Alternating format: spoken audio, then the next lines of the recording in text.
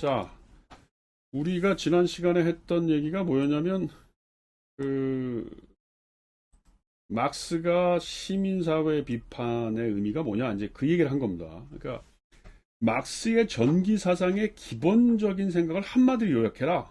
그러면 뭐냐면, 시민사회가 평등한 사회가 아니라는 거예요. 그러니까 이 자유주의 정치 사상에서 예를 들면 아담 스미스나 혹은 우리가 봤던 퍼거슨, 우리가 퍼거슨 보지 않았으면 또 무슨 헤겔, 루소, 칸트 다 이 시민사회라고 하는 것이 저마다의 각자 개인적인 뭐랄까 자유와 평등을 누리는 세상이다 이렇게 본 거 아니겠어요? 그게 자유주의 정치 철학의 기본이죠. 음?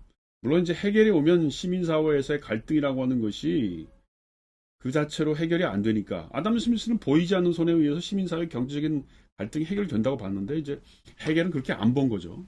그래서 이제 해결은 국가가 있으면 그거를 시민사회 갈등을 해결할 수 있다. 이게 자유주의 정치사상의 가장 기본적인 핵심이에요.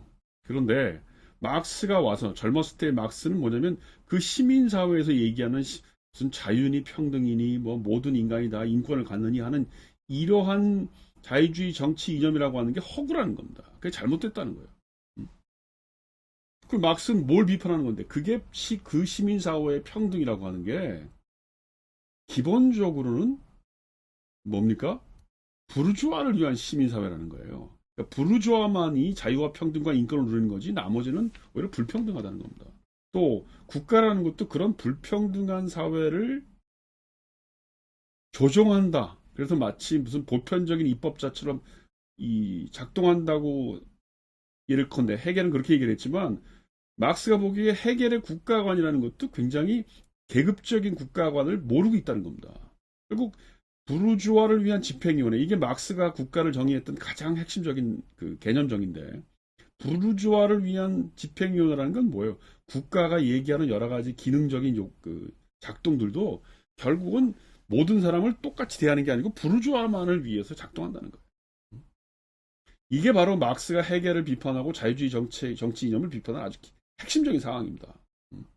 그리고 이제 나가서 무슨 유태인 문제와 같은 종교 문제라든가 해결 법철학 비판에서 나오는 그 막스의 입장이라는 건 뭐냐면 시민사회 모순이라고 하는 건 계급 갈등이라는 거예요. 그리고 정치적인 문제라는 겁니다. 그런데 그 정치적인 문제의 가장 근본적인 건 뭐냐면 계급적인 것 혹은 노동과 자본의 갈등 이런 얘기입니다. 그래서 이제 막스가 그렇게 젊었을 때 썼던 무슨 유태인 문제에 관하여 해결 법철학 비판 그다음에 신성가족, 그다음 무슨 경철수고 이런 그 소위 1848년 이전까지에 썼던 대부분의 글들을 한마디로 요약하고 가장 중요한 책이 뭐냐면 독일 이데올로기라는 책이에요. 이 안에 이제 여러 가지 그동안 했던 얘기들이 압축적으로 나오고 있습니다. 그래서 오늘 지금 제가 독일 이데올로기에 관한 얘기를 할 건데 독일 이데올로기라는 게 뭐예요? 이데올로기가 뭡니까 도대체? 여러분들 이데올로기라는 말을 오늘날 한국 사회에서나 정치 사상하는 분들 다 흔히 쓰고 있는데 이 막스가 얘기하는 이데올로기라는 개념하고 우리가 쓰고 있는 개념이 좀 달라요. 그래서 일단 그 이데올로기라는 개념사를 한번 보려고 하는 겁니다. 지금 여기 여러분들 표에서 보고 있습니다만 독일 이데올로기라고 하는 게 이제 이 이데올로기라는 말이 원래 1700년대 처음 상용됐을 때는 뇌생물학, 그러니까 뇌과학, 오늘날로 얘기하면 뇌과학에 해당되는 그런 약간 자연과학적인 그 개념이었다는 거예요. 인간의 두뇌가 어떻게 작동되느냐 이런 걸 연구한 거였다는 겁니다. 이제 그러다가 나폴레옹 시대에 오면 이데올로그라고 하는 이데올로기스트 이런 말을 쓰기 시작했는데 그게 뭐냐면 이제 오늘날에도 그런 말을 쓰는데 소위 이제 전혀 근거 없이 혹은 정치적인 대안 없이 다른 사람들 그 험담하는 거 그런 걸 좀 맡아도라고 그러죠. 오늘날의 한국 정치에서도 그런 일들이 아주 현실적으로 굉장히 많이 나타나는데 아니면 말고식으로 사람들 험담하고 비아냥거리고 부정적인 말하고 하는 거 이런 걸 이데올로그라고 했었어요. 이데올로기스트. 이제 그렇게 쓰이다가 1848년 막스가 썼던 독일 이데올로기라고 하는 이 책에서 드디어 이제 그 이데올로기, 유물론적인 이데올로기 개념이 성립하는 겁니다. 사실은 막스가 썼던 이 이데올로기라는 개념이 대단히 중요한 겁니다. 그러니까 젊었을 때 막스가 우리의 사회과학이나 정치 사상에 가장 그 기여를 했다. 그럼 뭐예요? 계급이라고 하는 개념, 계급이라는 단위로 역사를 보기 시작했다는 거, 사회를 분석하기 시작했다는 거 하나하고 이데올로기라는 개념을 제안했다. 그겁니다. 대단한 겁니다.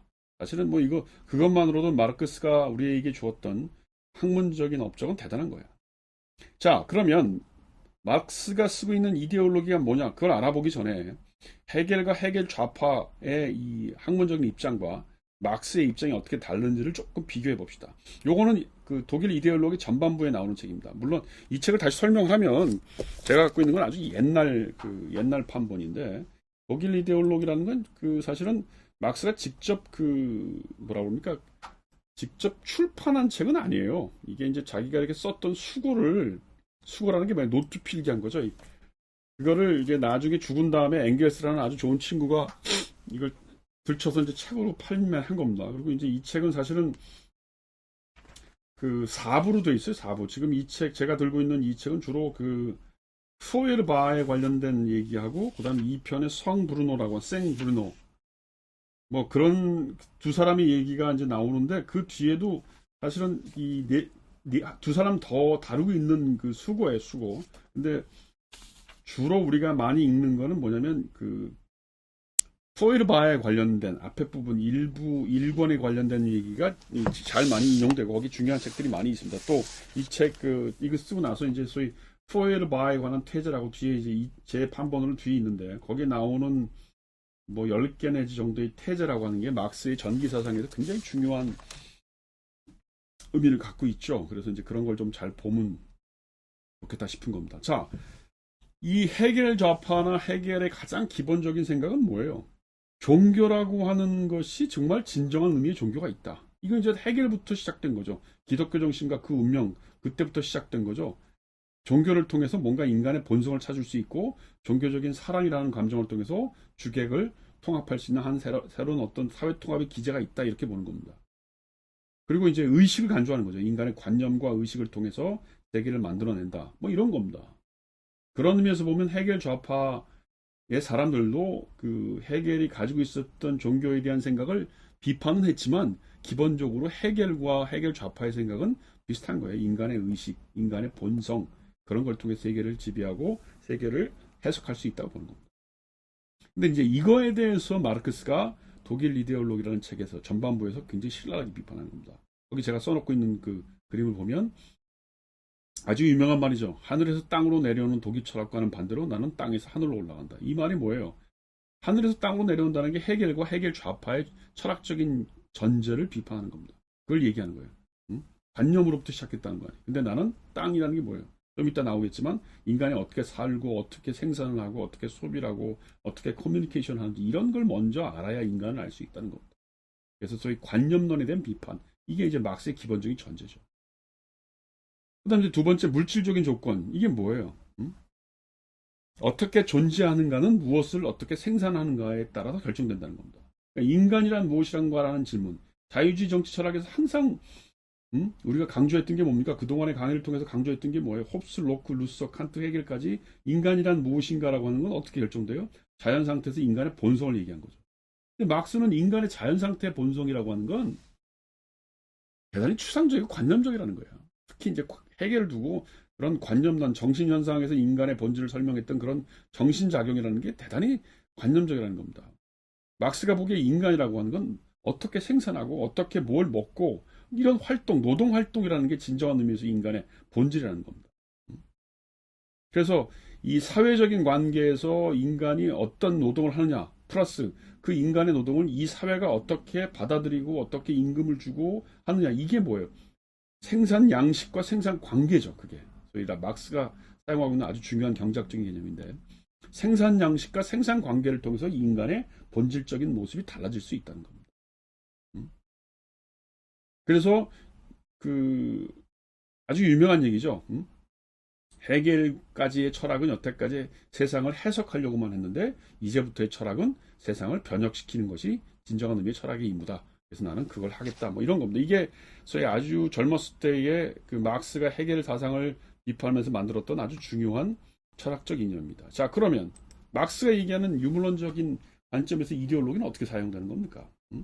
기본적으로 막스가 생각하는 자본주의 사회, 시민사회의 모순이라는 게 있다는 겁니다. 그건 뭐예요? 한마디로 얘기하면 노동의 소외라는 거예요. 이게 전반기에 막스의 생각을 한마디로 요약하는 거예요. 노동의 소외. 그럼 노동의 소외라는 게 뭐예요? 이 소외라는 말은, 이런 개념은 사실은 해겔에서 온 건데, 해겔은 어떻게 보면 인간의 소외를 인간과 인간의 관계에서 설명했다면, 막스는 그거를 노동 관계에서 소외라는 말을 새롭게 응용한 거죠. 이런 겁니다. 내가 어떤 물건을 만들었어. 내가 이걸 만들었단 말이야, 필요해서. 근데 내가 만든 물건을 내 마음대로 못 쓰는 거죠. 응? 그럼 내 마음대로 못 쓰는 거예요. 그 내가 만든 것을 내가 마음대로 못 쓰는 것. 이 관계가 바로 소외죠. 그럼 그런 일이 왜 벌어지는 겁니까? 그 자본주의라고 하는 임금 노동 체제, 다시 말해 생산 양식과 생산 관계 때문에 그런 거예요. 자본가가 나에게 시간당 얼마의 돈을 주고 일을 시켰어. 응? 그래서 나는 그 임금을 갖고 내 노동력으로 만든 생산물을 자본가에게 판 거예요. 그래서 돈을 갖고 뭔가를 그 내가 만든 거에 해당되는 걸 무슨 요즘식으로 얘기하면 마트에 가서 살려고 그러는데 도저히 내가 원하는 물건을 살 수가 없어. 이런 게 소외죠. 그래서 가장 중요한 게 뭐냐면 분업으로 인한 생산 관계의 변화라는 겁니다. 중세 때까지만 해도 노동이라는 게 어떻게 돼요? 장인이라고 그랬죠. 노동자란 말이 아니고 장인이라고 그랬어요. 그래서 어떤 물건, 예컨대 가구를 만든다. 아니면 무슨 뭐 의자를 만든다. 이건 어떻게 보면 굉장히 오랜 동안 시간이 걸리고 그 사람의 노하우가 집결되고 그래서 그걸 예술품처럼 인정하고 그걸 비밀스럽게 그 장인 정신을 높이 샀단 말이에요. 그런데 자본주의가 발전되면서 어떤 식으로 바뀝니까? 시간당 노동으로 그 장인들의 노동의 대가를 계산하는 겁니다. 이 바로 시간당 노동. 한 시간에 얼마 줄게 너 의자 만들어라. 이렇게 되면 어떻게 돼요? 나의 노동의 대가가 왜곡된다는 거예요. 그 다음에 노동의 질이 바뀌는 거지. 이게 굉장히 중요한 겁니다. 시간당 얼마로 노동을 계산하기 시작하는 거. 이게 막스가 보기엔 시간의 기획이라는 건데, 사회적 시간의 기획인데, 이것이 노동을 왜곡시키는 거예요. 뭐냐면, 질적인 것은 다 사라지고 양적인 것만 남는 거예요. 예전에는 이 의자를 하나 만들기 위해서 뭐 예를 들어서 한 달 내내 거기에 매달려서 그 의자를 만들었어요. 그리고 그 의자를 만든 값을 칠 때 귀족들이 그 예술적인 감각을 인정한다. 그리고 엄청난 돈을 주고 그 의자를 샀단 말이에요. 근데 지금은 어떻게 그 의자를 값을 매기냐면 너 얼마 몇 시간 일했어? 10시간 일했어? 시간당 10,000원이니까 너 시간 10만 원만 줄게. 그리고 고정이 돼버리는 거예요, 임금이. 그런데 여러분들 생각해 보십시오. 어떤 그 목공에도 의자를 만드는 방법이나 그 기술이 조금씩 다른 겁니다. 그러니까 그 질적인 어떤 그 열정들 이런 거는 전혀 자본주의 사회에서 카운팅이 안 되는 거죠. 그게 이제 이 계산이 안 되는 거예요. 그래서 막스가 뭐라고 하냐면 죽은 노동이 산 노동을 대신한다는 말을 써요. 산 노동이라는 게 뭐예요? 진정한 열정을 갖고 좋은 의자를 만들겠다는 거예요. 그게 산 노동이고 죽은 노동은 뭐예요? 아예 그냥 시간당 10,000원이니까 대충 시간만 떼어서 그냥 의자 비스무리한 거 만들어 놓자. 그러면 그게 팔리든 말든 나중에 10년을 가든 뭐 한 달도 못 가서 부서지든 그건 내가 생각할 바가 아니야. 이렇게 생각하고 의자를 만드는 사람이 있다는 겁니다. 자본주의 사회의 노동의 소외라는 게 바로 그런 거죠. 뭐 대학의 강의도 마찬가지 아니에요? 이 유튜브 강의도 마찬가지 아닙니까? 시간당 얼마, 그래서 조회수 얼마, 뭐 이런 걸로 평가를 하는 거 아니에요? 그 강의를 만들 때 예컨대 홍성민 교수가 얼마나 열정을 갖고 살아왔느냐. 지난 3, 40년 동안 학자로 살아온 강의의 어떤 내공이 여기 다 응집되어 있는 거라고 저는 생각을 하는데, 뭐 그런 강의, 지난 학자로서의 인생들, 그다음에 이 강의를 만들기 위해서 가졌던 열정들, 이런 거는 다 없애져 버리고, 시간당 얼마야? 그리고 조회수가 얼마야? 그러니까 얼마 줄게. 뭐 이렇게 계산하는 거예요. 이게 바로 자본주의 모순이라는 겁니다.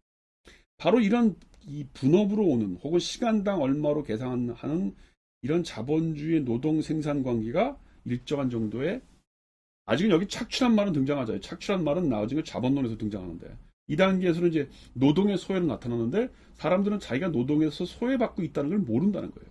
그 모르게 하는 작동이 뭐예요? 바로 이데올로기라는 거예요. 아직도 약간 관념적이죠. 사람들이 어떻게 모르게 하느냐? 이건 잘 나타나질 않아요. 그러나 막스는 그런 얘기를 하고 있습니다. 두 번째 이데올로기의 용법은 뭐예요? 아주 유명한 말인데 특수이익의 일반 이익으로 전환이라는 건데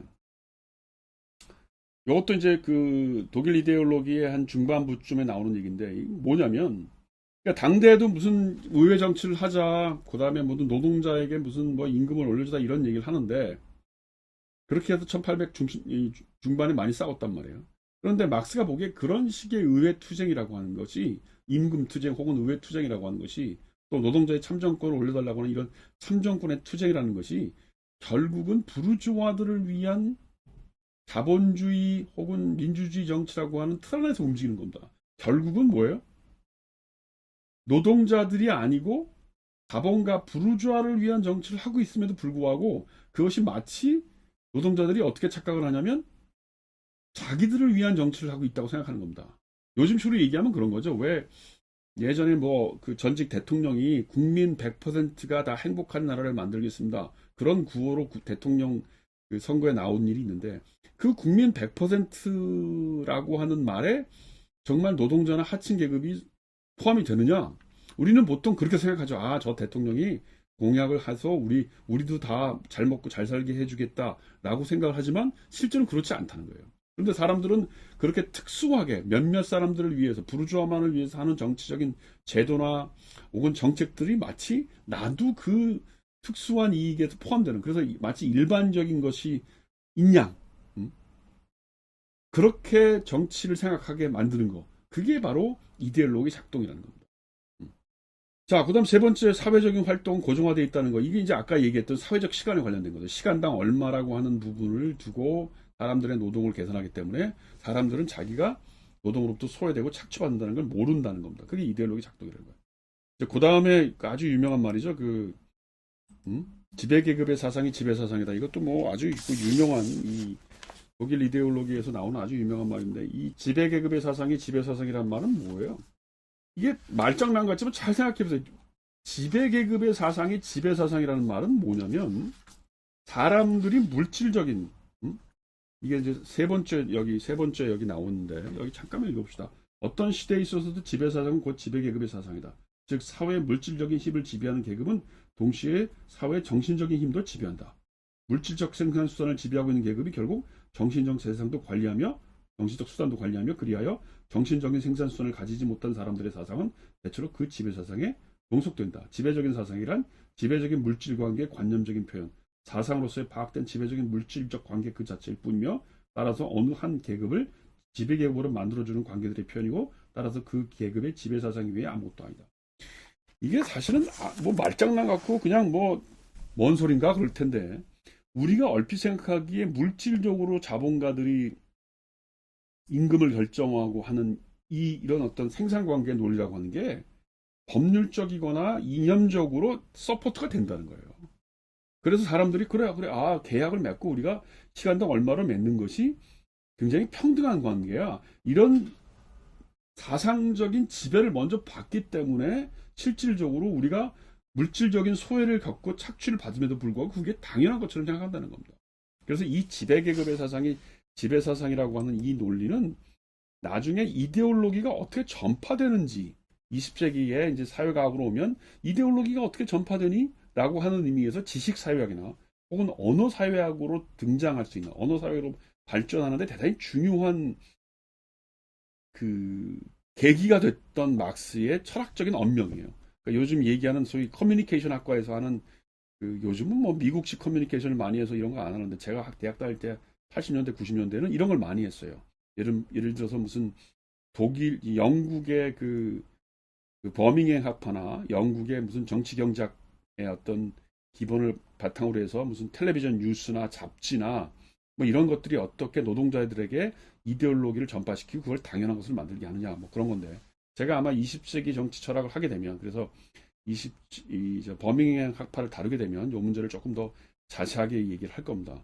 자, 그래서 지금 막스가 얘기했던 것에 대한 논의를 간단하게 설명을 하면 이 포엘바에 대한 태제라고 하는 아주 유명한 문건인데 이것도 이제 이 독일 이데올로기 맨 뒤에 이렇게 붙어 있어요. 여기 이 책이 맨 밑에 한 페이지 정도 돼요. 10개인가 하는 태제인데 여기 보면 막스가 보기에 포엘바는 이 종교와 이 현실을 분리했는데 막스가 보기에 그렇지 않다는 겁니다. 세속적인 현실이 종교를 지배하고 있기 때문에 그 세속적인 현실의 계급성을 봐야 된다고 하는 것이고 그 다음에 종교를 통해서 인간의 본질을 본다. 그게 아니라는 겁니다. 인간의 본질은 뭐예요? 사회적인 것이고 노동하는 인간으로 봐야 된다는 거예요. 그러니까 종교라고 하는 것은 사실 관념적이라는 것이죠. 그 다음에 여태까지 아까도 얘기했지만 세상을 해석하려고 하는데 이제 철학은 세상을 번역하는 것이고, 그래서 그 번역의 대상은 뭐냐면 여태까지 해겔까지의 정치 철학이 사물의 권리로 세상을 보려고 했다면 나는 인간의 권리로 세상을 보려고 한다. 그래서 노동자들이 주인이 되는 세상이 만들겠다. 뭐 그런 얘기를 하는 겁니다. 여기까지 하겠습니다.